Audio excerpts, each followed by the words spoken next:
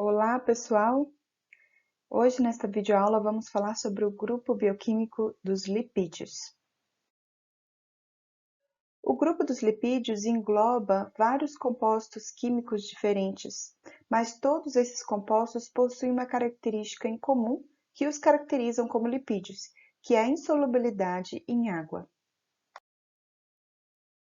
E justamente porque se tratam de compostos químicos diferentes, eles vão exercer funções diferentes nas células.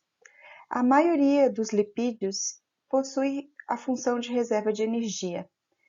Ou são reserva de energia ou são componentes de membranas celulares.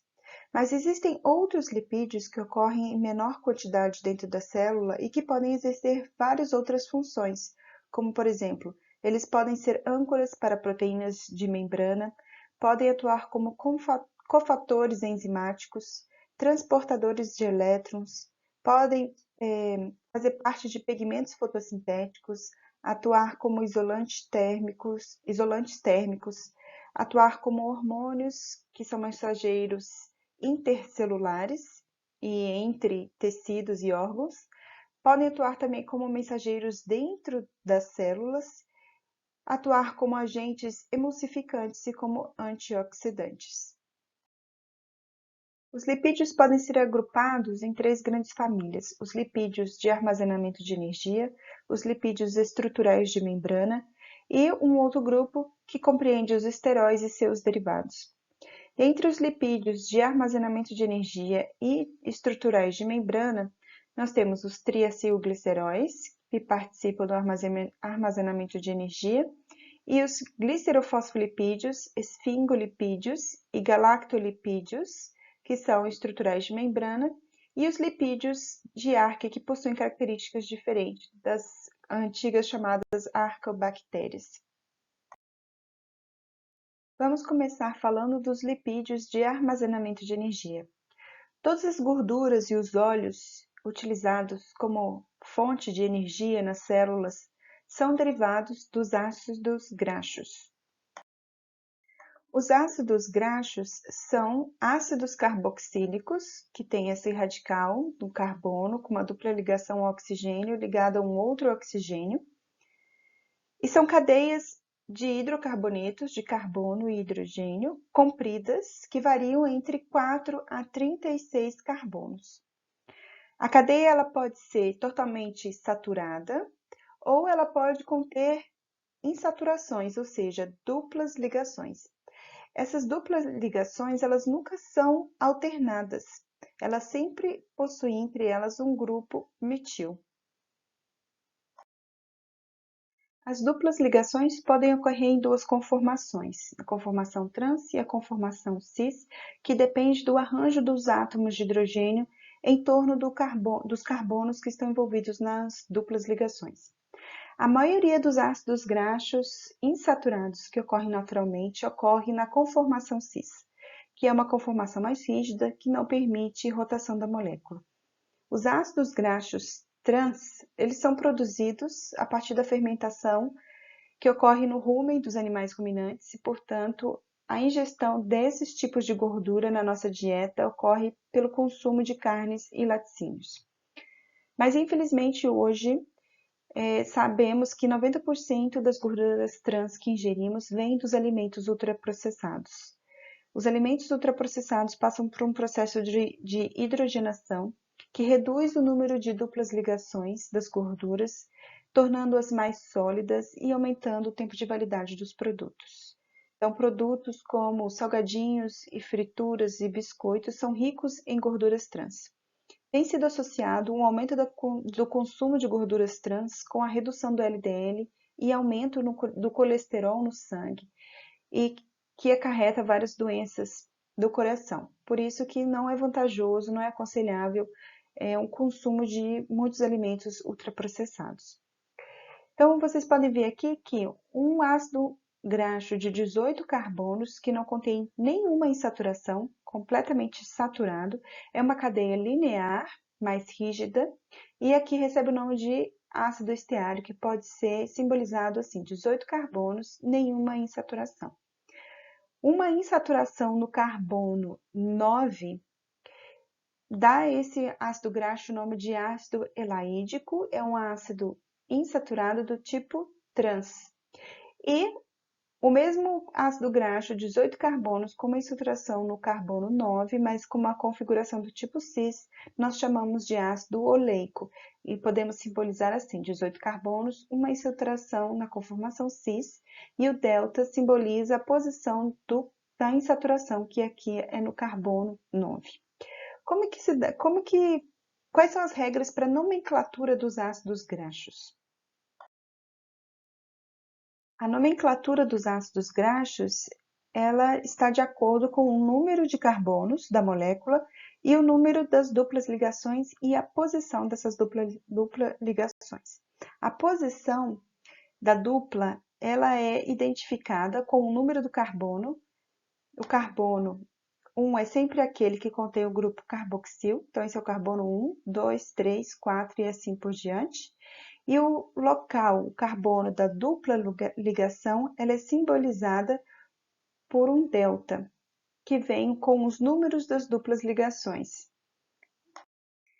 Então, por exemplo, um ácido oleico, que contém 18 carbonos e uma insaturação, essa insaturação está no carbono 1, aqui, 2, 3, 4, 5, 6, 7, 8, 9. Essa insaturação está no carbono 9, que é simbolizada entre parênteses com o delta e sobrescrito o número do carbono com essa insaturação. A maioria dos ácidos graxos monoinsaturados, a dupla ligação está entre o carbono 9 e o carbono 10. Outros ácidos que contêm mais de uma dupla ligação, nós vamos encontrar essa dupla ligação nos carbonos 12 e no carbono 15. Mas existe uma outra classe de ácidos graxos que recebem uma nomenclatura diferente. Estes são os ácidos graxos poliinsaturados, que recebem o nome de AGPI. Estes ácidos graxos, eles têm uma dupla ligação entre o carbono 3 e 4 do lado oposto da molécula, contando não a partir do carbono que contém o grupo carboxílico, mas do último carbono que tem um grupo metila. Esses ácidos graxos, eles vão receber uma nomenclatura diferente. Assim, a dupla ligação vai ser simbolizada por um ômega, ao invés de um delta. Então, aqui um AGPI, um ácido graxo poliinsaturado, que contém uma dupla ligação no carbono 6 e no carbono 3, contando a partir do último carbono que tem o grupo metila. E esses ácidos graxos são chamados de ômega 3 e ômega 6. Esses são essenciais do nosso organismo, mas nós não conseguimos produzi-los, portanto, eles têm que ser ingeridos através da dieta. Pesquisas já demonstraram que uma dieta norte-americana, ela contém uma proporção de 10:1 a 30:1 de ômega 6 e ômega 3. Quando, na verdade, o ideal para uma dieta, para uma vida saudável, seria uma dieta que contém uma proporção de 1:1 a 4:1 de ômega 6 e ômega 3, que é a proporção que a gente encontra numa dieta mediterrânea, rica em vegetais folhosos e em peixe e frutos do mar. A quantidade de insaturações vai estar diretamente relacionada com as propriedades físico-químicas dos ácidos graxos. Ácidos graxos mais saturados, ácidos graxos completamente saturados, que possuem nenhuma dupla ligação, somente ligações simples, eles são geralmente sólidos, são gorduras de origem animal, possuem um arranjo cristalino, elas se organizam de forma mais coesa e de forma mais estável, possuem maior temperatura de fusão e baixa solubilidade. Por outro lado, ácidos graxos que possuem insaturações, uma ou mais de duas ligações duplas, geralmente são líquidos, são encontrados a partir de produtos vegetais, possuem um arranjo mais desorganizado, a interação entre os ácidos graxos é mais fraca, por isso menor estabilidade, menor o ponto de fusão e maior a solubilidade em água desses ácidos graxos. O tamanho da molécula do ácido graxo também influencia na sua solubilidade em água. Ácidos graxos com cadeias menores têm menor solubilidade, enquanto que ácidos graxos com cadeias mais longas têm maior solubilidade. A maioria das gorduras naturais, elas são, na verdade, uma mistura de vários tipos de ácidos graxos e triacilgliceróis, que vão diferir tanto no tamanho da cadeia quanto no número de insaturações. Então, por exemplo, um azeite de oliva, ele é mais líquido porque ele contém uma grande quantidade de ácidos graxos insaturados. Ao passo que uma gordura animal, né, de carne bovina, por exemplo, ela contém uma menor proporção de ácidos graxos insaturados e uma maior proporção de ácidos graxos saturados, o que garante essa consistência mais sólida. Bom, uma vez entendido o que são os ácidos graxos, agora nós podemos falar de fato sobre os lipídios de armazenamento de energia, que são os triacilgliceróis e as ceras. Os triacilgliceróis são lipídios formados por 3 ácidos graxos ligados a uma molécula de glicerol por ligações do tipo éster. A maioria dos triacilgliceróis são mista, ou seja, são compostos por diferentes cadeias de ácidos graxos. Os triacilgliceróis, eles são moléculas apolares ou neutras, hidrofóbicas, insolúveis em água. Por quê? As hidroxilas polares do glicerol e os carboxilatos polares dos ácidos graxos estão todos envolvidos nas ligações éster, e não sobra nenhum outro radical polar para interagir com a água. Por isso que na mistura de água, a mistura de água com óleo possui 2 fases. E a fase superior, menos densa, é a fase do óleo dos triacilgliceróis. Vocês já devem ter se perguntado, depois da aula de carboidratos, por que armazenar energia na forma de lipídios? Será que é mais vantajoso armazenar lipídios, triacilgliceróis, ao invés de polissacarídeos como amido e glicogênio? É vantajoso porque os ácidos graxos carregam mais energia nas ligações de átomos de carbono do que nos polissacarídeos, porque são moléculas mais reduzidas, possuem menor número de duplas ligações. Os triacilgliceróis também são hidrofóbicos e não exigem a quantidade de água, de hidratação, que se acumula, por exemplo, ao redor dos polissacarídeos, que são armazenados como amido e glicogênio. O glicogênio e o amido, eles são usados, então, como estoque de energia de curto prazo e de rápida degradação. Eles são mais rapidamente degradados. Já as gorduras são utilizadas como reserva de energia a longo prazo, quando a gente fala em questão de meses e de anos. Por quê? São de mais lenta degradação. Os triacilgliceróis, eles são fontes de armazenamento de energia tanto para animais quanto para vegetais. Nas plantas, os triacilgliceróis são armazenados, por exemplo, na forma de óleo nas sementes, fornecendo energia para a germinação daquela semente, não só como energia que é transformada depois na forma de glicose, nós vamos ver posteriormente usado no processo de respiração, como também como esqueleto carbônico para a formação de outros compostos na germinação e no crescimento da plântula. Nos vertebrados, esses triacilgliceróis são armazenados nos adipócitos, que são células especializadas em armazenar gordura, e a gente pode ver aqui claramente num corte microscópio todas essas gotículas de gorduras dentro do adipócito, e aqui no endosperma de uma semente nós temos várias gotinhas clarinhas aqui também, gotinhas de gordura. Mas além de atuarem como estoque de energia, os triacilgliceróis eles também têm uma outra função que é o de isolamento térmico.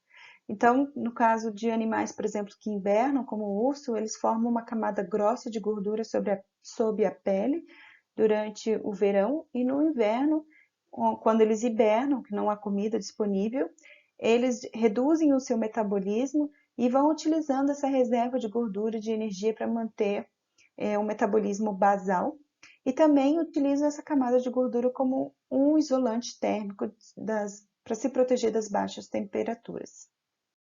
O outro grupo de lipídios de armazenamento de energia são as ceras. As ceras são ésteres de ácidos graxos saturados e insaturados de cadeia mais longa que os triacilgliceróis, cadeias que vão de 14 a 36, com álcoois de cadeia longa também. Elas têm um ponto de fusão mais alto e a principal função é armazenamento de energia. Essa é a principal forma de armazenamento de energia, por exemplo, nos plânctons que estão na base da cadeia alimentar. Mas elas também podem exercer uma outra função de proteção. Como elas são extremamente impermeáveis à água, elas formam uma camada que protege as folhas dos vegetais contra a perda de água por evaporação e contra o ataque de parasitas. E também formam uma camada na pele e no pelo dos animais, também como uma forma de proteção. Bom, nós vimos um pouco sobre os lipídios de armazenamento de energia, triacilgliceróis e ceras. Agora vamos conhecer um pouquinho, falar um pouquinho sobre os lipídios estruturais de membrana. Esses lipídios participam das membranas biológicas, compõem a dupla camada de membranas biológicas e atuam como uma barreira às passagens de moléculas polares e de íons. E os lipídios de membrana, eles são anfipáticos, ou seja, eles possuem uma extremidade hidrofílica, voltada para o meio aquoso, tanto para o meio externo quanto interno da célula ou das organelas, e a extremidade hidrofóbica, que fica voltada para essa dupla camada da membrana.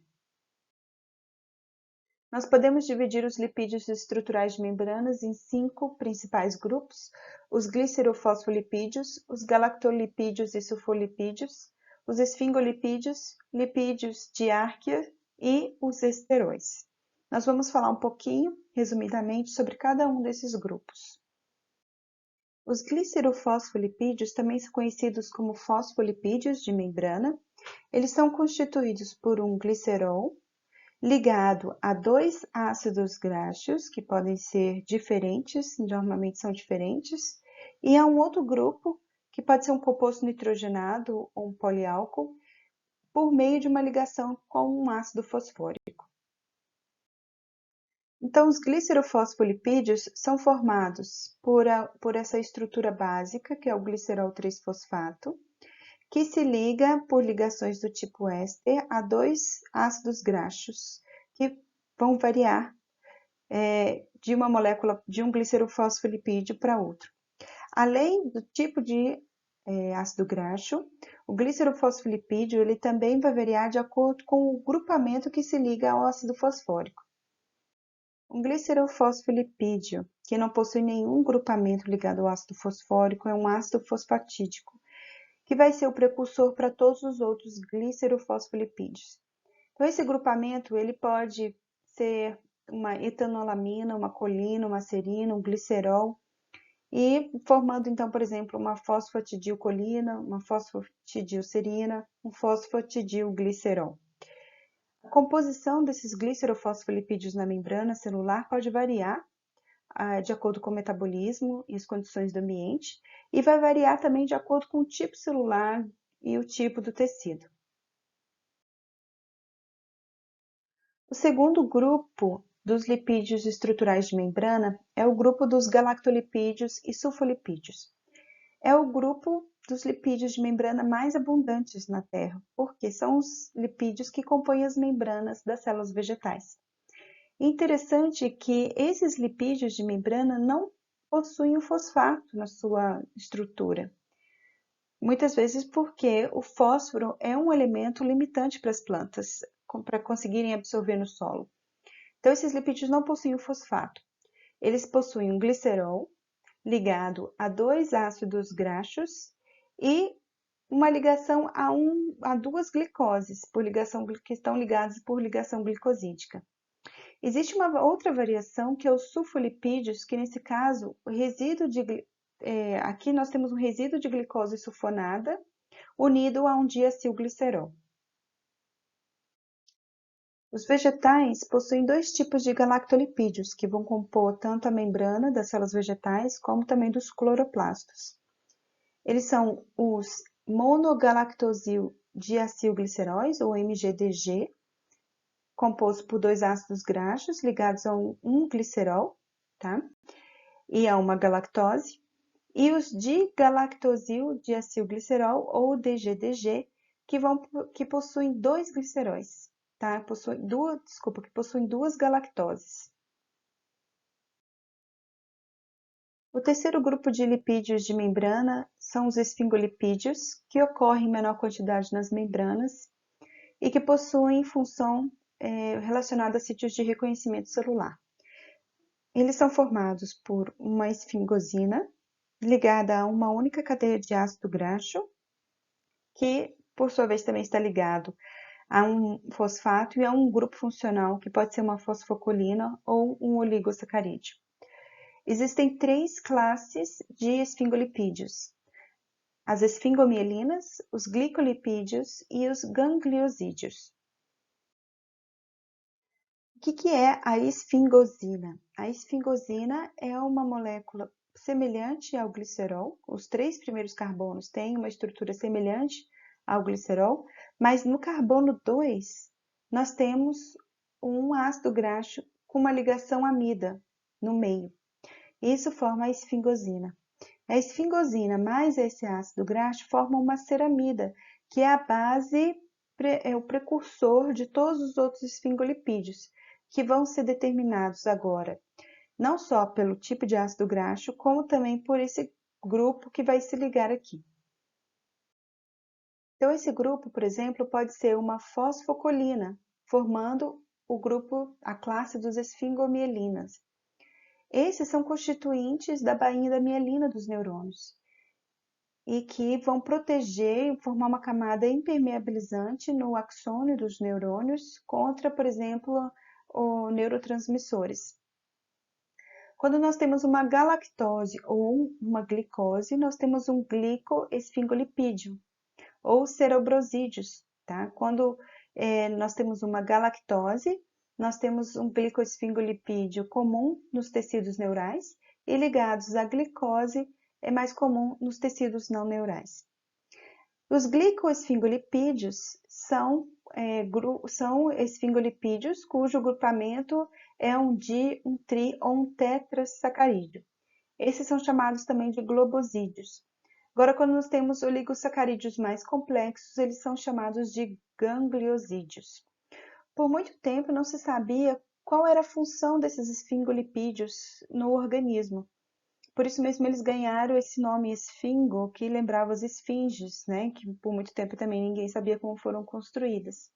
Mas hoje sabe-se que eles possuem várias funções na célula e uma delas é que os gangliosídeos, eles definem, os gangliosídeos e os globosídeos, né?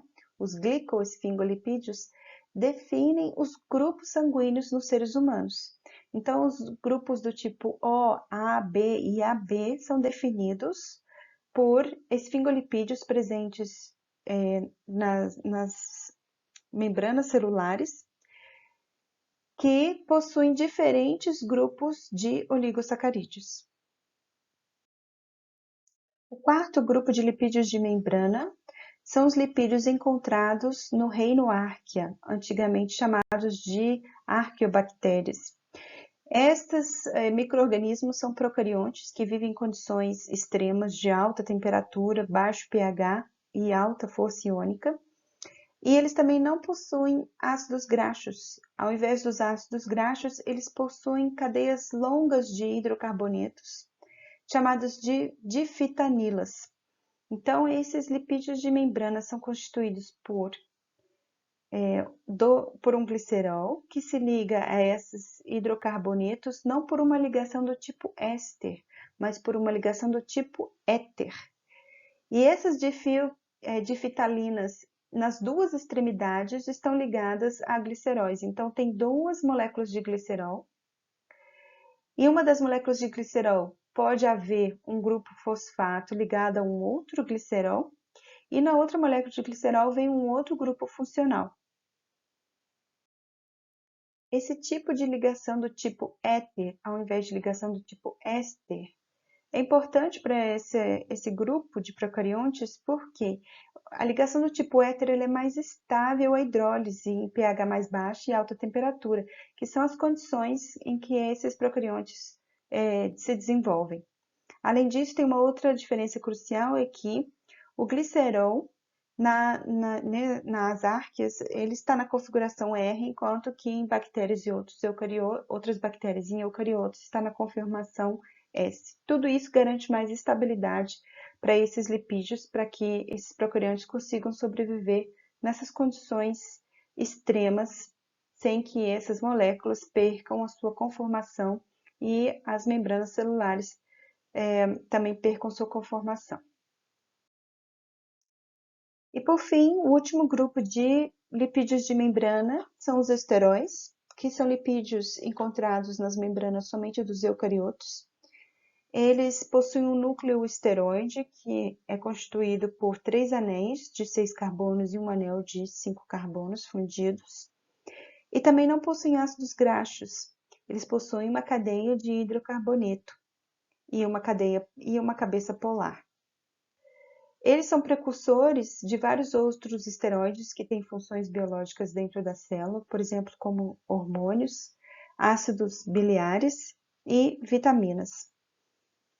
Nós não vamos entrar em muitos detalhes agora nos esteróides, vamos falar um pouco mais deles mais para frente. Bom, então resumindo, nessa aula de lipídios, nós começamos vendo o conceito de lipídio, suas funções, a classificação dos lipídios. Então, vimos com um pouco mais de detalhe os lipídios de armazenamento de energia, também conhecidos como lipídios neutros ou apolares. Entendemos o que são os ácidos graxos, que são os precursores para todos os lipídios. Vimos como que se dá a sua estrutura, nomenclatura e suas propriedades físico-químicas. Para então, estudar com mais detalhes os triacilgliceróis e ceras, que são os principais lipídios de armazenamento. Vimos também os lipídios estruturais de membrana, também chamados de lipídios polares, que são eles os glicerofosfolipídios, galactolipídios, isofolipídios, esfingolipídios, lipídios de arca e os esteróis. E é isso, pessoal. Um abraço.